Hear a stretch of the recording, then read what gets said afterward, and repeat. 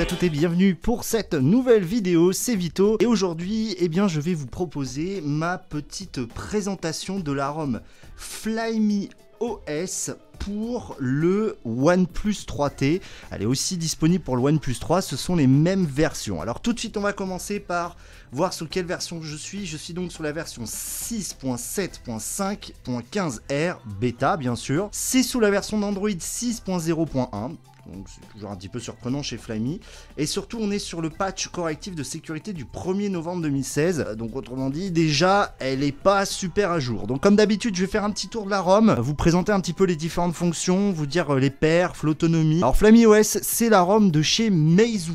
Alors c'est une ROM que je connais déjà via le Meizu M2 et le Meizu Pro 6, donc c'est une ROM que j'apprécie plutôt, mais mon expérience on va dire sur le OnePlus 3T n'est pas aussi bonne qu'elle a pu l'être sur les téléphones de la marque. Alors tout d'abord je vais commencer par parler de la navigation. Une des propriétés de Flyme OS, c'est justement d'utiliser qu'un seul bouton qui va être donc sensitif et physique, c'est-à-dire que vous allez pouvoir vraiment appuyer dessus et puis aussi juste tapoter comme ça. Là ici on n'a pas ces fonctions. Quand on sweep en bas de l'écran, ça nous donne le multitâche. Quand on tapote juste sur le bouton Home, ça fait un retour. Et quand on presse le bouton, ça fait le Home. Là, on retrouve un layout classique en hardware. Pas le choix, on ne peut pas passer en bouton software. Et en plus, c'est ce que j'appelle la grille inversée. C'est-à-dire qu'on a le multitâche à gauche. On a le home au milieu et le retour à droite. Donc les Samsung Boys vont être contents. Les mecs comme moi sont pas contents. À noter que le rétroéclairage est présent. Le launcher, c'est le launcher de base qui offre assez peu de personnalisation. On va aller tout de suite voir les paramètres du launcher. Donc on peut arranger les icônes. Par exemple, quand on va secouer, ça va les mettre automatiquement. C'est un launcher comme iOS, donc pas d'app drawer. On a les widgets bien sûr et les wallpapers. Pas grand chose à dire. Au niveau de la ROM en elle-même, on a tout un tas d'applications qui sont installées de base. Donc pédomètre, log report, un browser, message, une application caméra. Alors sachant que dans la version que j'ai téléchargé sur le site officiel, il y a la caméra OnePlus qui est préinstallée et elle est beaucoup mieux que la caméra fournie de base, la caméra Flyme qui donne une image très chelou. Au niveau de la performance de la caméra, bah c'est ce que fait OnePlus quoi. Donc c'est plutôt bien, mais il faut absolument utiliser la caméra OnePlus qui a l'application galerie bien sûr qui est faite on va dire de façon sommaire, on peut sauvegarder des photos, voilà bon. Pas grand chose à dire de plus. On a le wallet, alors je sais pas du tout ce que c'est en chinois. Donc il y a un peu de bloatware. Après l'appli musique, vidéo, live. Je sais pas non plus ce que c'est. Il y a des applis très chinoises. Un App Store chinois. Alors sachant qu'elle n'est pas livrée avec l'App Store, il faut télécharger via le Google Installer qui est donné sur le forum XDA, qui est l'application ici. Bon après on a eBook, une application de navigation. Il y a pas mal de bloatware. Bon il y a quand même Recorder.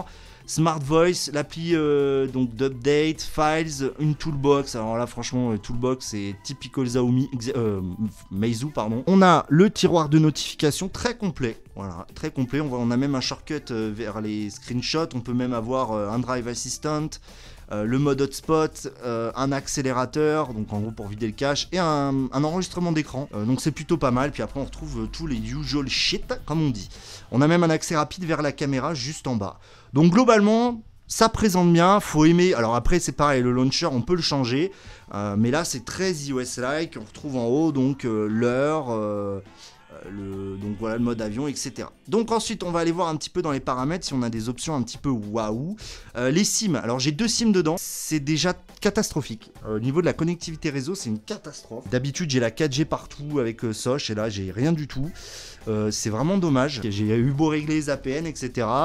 Voilà, ça capte très mal. Le Wi-Fi, pas de gros soucis à noter là-dessus. Le hotspot aussi fonctionne très bien, pas de soucis à ce niveau-là.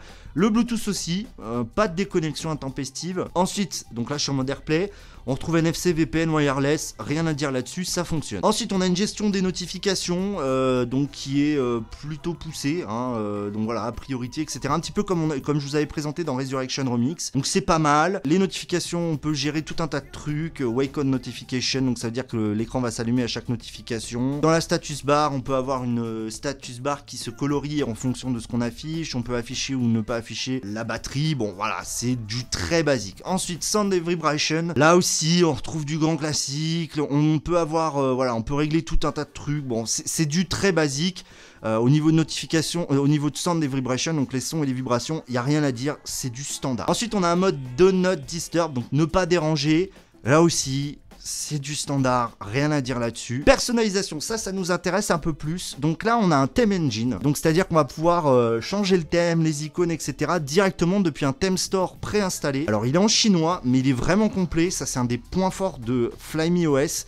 C'est vraiment pas mal. Ensuite, on a le mode Easy. Donc là, on va dire c'est vraiment le mode de base. On va dire que c'est pour les gens qui... Voilà, veulent un mode de base. Le mode Display Brightness, bon, là encore, pas grand-chose à dire. On peut régler la taille de la police. Dommage qu'on puisse pas régler les DPI. Ensuite, bien sûr, on retrouve les différents fingerprints. On retrouve un app locker, un mode privé, un mode guest. On peut régler qui accède aux notifications, donc là en l'occurrence Android Wear qui fonctionne d'ailleurs parfaitement. On a les device administrators, etc. Et bon, bah, on retrouve les trucs basiques. Ensuite la batterie. Alors au niveau de l'autonomie, bon là il me reste 1h44, 48%, mais c'est pas tout à fait ça, faut pas en tenir compte. Je tiens la journée, on va dire à utilisation égale avec l'iPhone, bah là je passe la journée. C'est très proche de ce qui est présent sur la ROM stock Oxygen OS. On a le Meizu Account.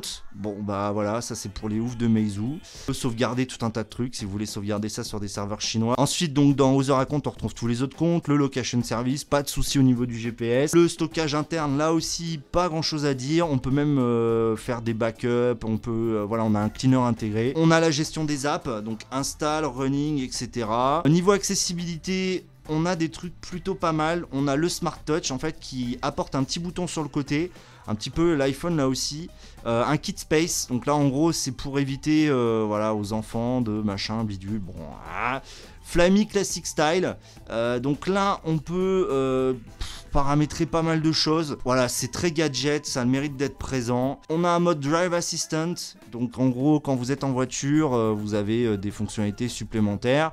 Le système update est quelque chose qui n'est pas présent dans les paramètres. Alors j'ai pas réussi à le retrouver, c'est le gaming mode. C'est-à-dire que quand vous allez rentrer dans des jeux, vous allez avoir un gaming mode. C'est-à-dire par exemple si vous pressez les touches, et ben elles vont pas être en fonction, etc.